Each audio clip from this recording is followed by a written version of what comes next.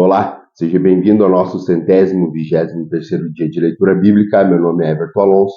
Estamos caminhando para ler a Bíblia todo em um ano. Hoje nós iremos fazer a leitura de Números no capítulo 10, iremos até Salmo 46 e 47, iremos a Cantares de Salomão no capítulo 8 e, por fim, finalizando a nossa leitura de hoje, finalizaremos em Hebreus no capítulo 8. Antes de iniciarmos, quero pedir que você possa deixar o teu curtir, o teu compartilhar, comentar e ativar o sininho de notificações. Aqui em Números, no capítulo 10, nós iremos ler sobre as cornetas de prata, nós iremos também que os israelitas, eles partem dos sinais. Diz assim, Números no capítulo 10, o Senhor disse a Moisés, faça 2 cornetas de prata batida, a fim de usá-las para reunir a comunidade, para dar aos acampamentos o sinal para partirem. Quando as 2 cornetas tocarem, a comunidade inteira se reunirá diante de você à entrada da tenda do encontro. Se apenas uma tocar, os líderes, chefes dos clãs de Israel se reunirão diante de você. Quando a corneta der um toque de alerta, as tribos acampadas a leste deverão partir. Ao som do segundo toque, os acampamentos do lado sul partirão. O toque de alerta será o sinal para partir. Para reunir a assembleia, faça soar as cornetas, mas não como o mesmo toque. Os filhos de Arão, os sacerdotes, tocarão as cornetas. Este é um decreto perpétuo para vocês e para suas gerações. Quando em sua terra vocês entrarem em guerra contra um adversário que estejam oprimindo, toquem as cornetas e o Senhor, o Deus de vocês, se lembrará de vocês e os libertará dos seus inimigos.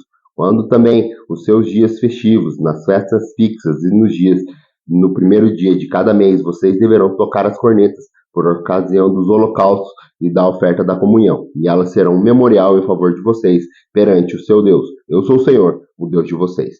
No 20º dia do segundo mês do segundo ano, a nuvem se levantou de cima do tabernáculo que guarda as tábuas da aliança. Então os israelitas partiram do deserto de Sinai e viajaram por etapas, até que a nuvem pousou no deserto de Parã. Assim partiram pela primeira vez, conforme a ordem do Senhor anunciada por Moisés. Os exércitos do acampamento de Judá partiram primeiro, junto à sua bandeira. Naasson, filho de Aminadab, estava no comando. Natanael, filho de Zuar, comandava os exércitos da tribo de Isacar. Eliabe, filho de Elon, chefiava o exército de Zebulon. Quando o tabernáculo era desmontado, os gersonitas e meraritas os carregavam e partiram. Os exércitos do acampamento de Ruben partiram em seguida, junto à sua bandeira. Elisur, filho de Sedeur, estava no comando. Selemuel, filho de Zursaida, comandava os exércitos da tribo de Simeão. Eliasaf, filho de Deduel, chefiava os exércitos de Gade. Então os coatitas partiram carregando as coisas sagradas antes que ele chegasse. O tabernáculo já havia está armado. Os exércitos do acampamento de Efraim partiram em seguida, junto à sua bandeira. Elissama, filho de Amiúde, estava no comando. Gamaliel, filho de Pedazur, comandava os exércitos da tribo de Manassés. E Abidã, filho de Gedeone, dos exércitos da tribo de Benjamim. Finalmente partiram os exércitos do acampamento de Dan, junto à sua bandeira, como retaguarda para os acampamentos. Aiezer, filho de Amissaida, estava no comando. Pagel, filho de Ocrã, comandava os exércitos de Azer. Aira, filho de Anã, a divisão da tribo de Naphtali. Essa era a ordem que os exércitos israelitas seguiam quando se punham em marcha. Então Moisés disse a Obabe, filho do Midianita Reuel, sogro de Moisés: estamos partindo para o lugar a respeito do qual o Senhor disse: eu darei a vocês, venham conosco e trataremos bem, pois o Senhor prometeu boas coisas para Israel. Ele respondeu: não irei, voltarei para minha terra e para o meu povo. Moisés, porém, disse: por favor, não nos deixe, você sabe onde devemos acampar no deserto e pode ser nosso guia. Se vier conosco, partiremos com você todas as coisas boas que o Senhor nos der. Então, eles partiram do monte do Senhor e viajaram 3 dias. A arca da aliança do Senhor foi à frente deles durante aqueles 3 dias para encontrar um lugar para descansarem. A nuvem do Senhor estava sobre eles de dia, sempre que partiam de um acampamento. Sempre que a arca partia, Moisés dizia: levante-se, ó Senhor, sejam espalhados teus inimigos e fujam diante de ti os teus adversários. E sempre que a arca parava, ele dizia: volta ao Senhor, para os incontáveis milhares de Israel. Vamos agora para o livro de Salmo. Os escritos de Salmo, no capítulo 46 e no 47, são bem conhecidos e foi escritos pelos coraitas, que é uma música de adoração, que é uma música de dedicação ao nosso Deus. Diz assim, Salmo 46. Deus é o nosso refúgio, a nossa fortaleza, auxílio bem presente na adversidade.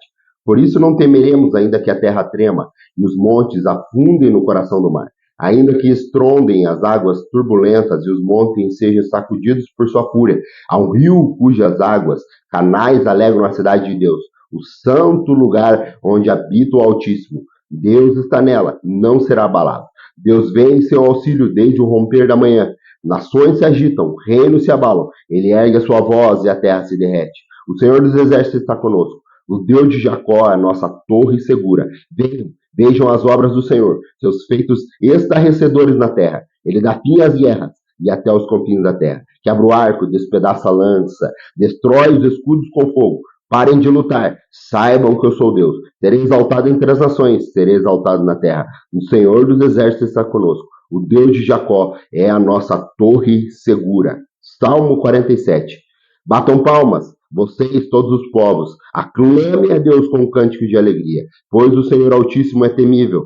É grande rei sobre toda a terra. Ele subjugou as nações ao seu poder. Os povos colocou debaixo dos nossos pés e escolheu para nós a nossa herança. O orgulho de Jacó, a quem amou. Deus subiu em meio aos gritos de alegria. O Senhor em meio aos sons de trombeta. Ofereçam músicas a Deus. Cantem louvores. Ofereçam músicas ao nosso rei. Cantem louvores, pois Deus é o rei de toda a terra. Cantem louvores com harmonia e arte.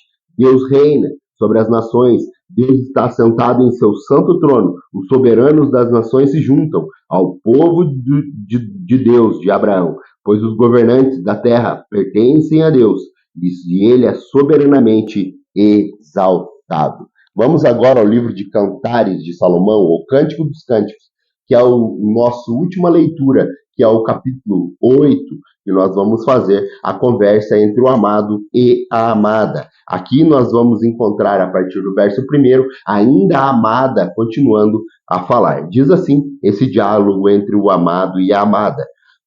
Cantares de Salomão, capítulo 8, a amada falando. Ah, quem me dera você fosse meu irmão, amamentando nos seios da minha mãe.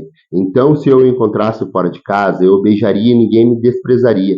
Eu o conduziria e traria você à casa da minha mãe, e você me ensinaria. Eu daria a você vinho aromatizado para beber, o néctar das minhas romãs.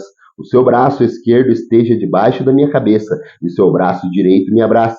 Mulheres de Jerusalém, eu as faço jurar, não despertem nem incomodem o amor enquanto ele não o quiser. As mulheres de Jerusalém, as amigas da amada, dizem assim: quem vem subindo do deserto, apoiado em seu amado, a amada responde: debaixo das suas macieiras eu os despertei, e ali estava a sua mãe, em trabalho de parto. Ali sofreu as dores da que deu à luz. Ponha-me como um selo sobre o seu coração, como um selo sobre os seus braços, pois o amor é tão forte quanto a morte, e o ciúme é tão inflexível quanto a sepultura. Suas brasas são fogo ardente, são labaredas do Senhor. Nem muitas águas conseguem apagar o amor. Os rios não conseguem levá-lo nas correntezas. Se alguém oferecesse todas as riquezas da sua casa para adquirir o amor, seria totalmente desprezado. Os irmãos falando: temos uma irmãzinha, seus seios ainda não estão crescidos. Que faremos com a nossa irmã no dia em que ela for pedida em casamento? Se ela for um muro, construiremos sobre ela uma torre de prata. Se ela for porta, nós a reforçaremos com as tábuas de cedro. E a amada dizendo: eu sou um muro e meus seios são as tuas torres. Assim me tornei aos seus olhos dele, como alguém que inspira paz. Salomão possuía uma vinha em Baal, Amon, e ele entregou a sua vinha aos arrendatários. Cada um devia trazer pelos seus frutos 12 vinhas de prata. Quanto à minha própria vinha, esta está em seu poder. Os 12 quilos de prata são para você, ó Salomão, e 2,5 quilos são para os que tomaram conta dos seus frutos. O amado dizendo: você que habita no jardim, os amigos que desejam ouvi-la, deixe-me ouvir a sua voz. E a amada dizendo: venha depressa, meu amado, e seja como uma gazela, ou como um corvo novo, saltando sobre os montes cobertos de especiarias. Vamos agora para a nossa última leitura de hoje, está lá no livro de Hebreus, a carta escrita aos Hebreus, no capítulo 8, que aqui nós vamos encontrar sobre a questão do sumo sacerdote da nova aliança, que nós vamos encontrar que é o próprio Jesus Cristo. Diz assim, Hebreus capítulo 8, verso 1. O mais importante do que estamos tratando é o que temos um sumo sacerdote como esse, o qual se assentou à direita do trono da majestade nos céus, e serve no santuário, no verdadeiro tabernáculo que o Senhor erigiu, e não o homem. Todo sumo sacerdote é constituído para apresentar ofertas e sacrifício. Por isso, era necessário que também este tivesse algo a oferecer.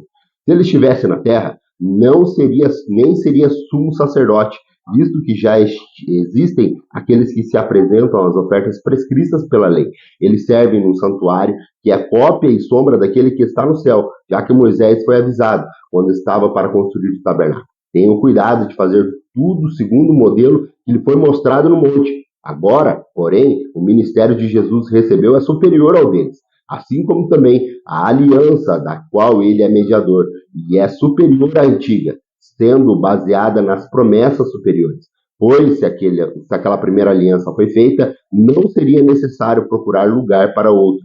Deus, porém, achou o povo em falta e disse: Estão chegando os dias, declara o Senhor, quando farei uma nova aliança com a comunidade de Israel e com a comunidade de Judá. Não será como a aliança que fiz com seus antepassados, quando os tomei pela mão para tirá-los do Egito, visto que eles não permaneceram fiéis à sua aliança, e eu me afastei deles, diz o Senhor. Esta aliança que farei com a comunidade de Israel, depois daqueles dias, declara o Senhor. Porei as minhas leis em sua mente e escreverei em seu coração. Serei o seu Deus, e eles serão o meu povo. Ninguém mais ensinará ao seu próximo, nem ao seu irmão, dizendo: conheça o Senhor, porque todos eles me conhecerão, desde o menor até o maior, porque eu lhes perdoarei a maldade e não me lembrarei mais dos seus pecados.